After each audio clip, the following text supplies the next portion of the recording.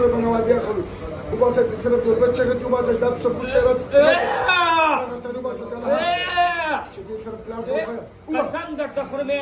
قسم درته خورم که زه پې بیا رالم لوی مولي صاحب ته ما قسم خوړو چې ما به مړ کې ما به وژنې ما به دې دنیا کې نه پرېږدي او دا به د سبا نه مدرسې ته ځي دا ټیک ټاک شو او دا اوس ټیک ټاک دی بیا به تکلیف والله په بالله که زه ورکړم که ما ورکړو دلته به زه خپله مرګ له راځم دا زما ملګری دی ما ته ډېر زیات ګران دی دې د وجې پرې خو اوس ورسره ملګرتیا هر څه مې ورسره پرېښودل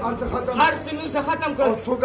دوه کسانو او هر څه مې ورسره مکمل ختم کړل لسان نه مې ورسره لګي اوس مولي صاحب راته ویل چې واده وکړه چې واده مې وکړه بس هر څه ختم شو ده خلاف ورزي د وادې نه کوم مسلمان یم د خلاف ورزي به نه کوم زه د وادې او مونځ به هم په ټیم کوم او دی له به هېڅ چرې نقصان زه نه وررسوم بیخي به ورې نقصان نه وررسوم زما د الله په هغه ذات قسم وي چې دله به زه هېڅ قسم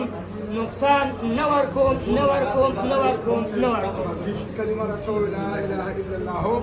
لا إله إلا الله محمد رسول الله محمد رسول الله صلى الله عليه وسلم صلى الله عليه وسلم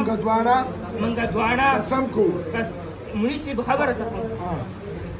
ته دا سره درس وړلې دا د دې د وجې بېهوشه کېږي ما له پته لګي بس پرېږده بس ته پرېږده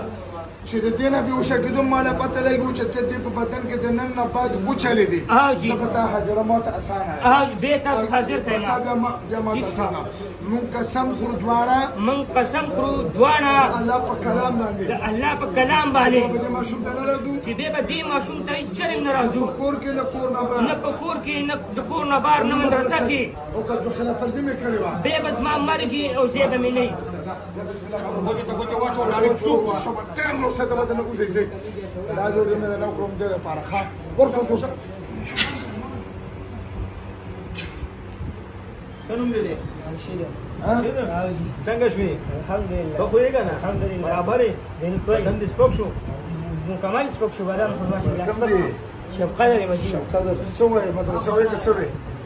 مدرسه یم حیات آباد کې جي ته خو ته تښتېدلی باغي شوی نه جي نه یم باقي شوی ولې راته سبا باغي شوی نه جي زما د ښې سړي ډېر شوق دی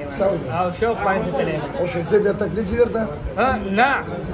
صرف مورکۍ پسې لږ شانتې خفه کېږم که نه چې مور راته ګرانه ده نور تکلیف راته نه وي نور تکلیف نشته اوس صحت صحیح اوس صحت سپک یم او مخکې به خفه وم اوس ټیک یم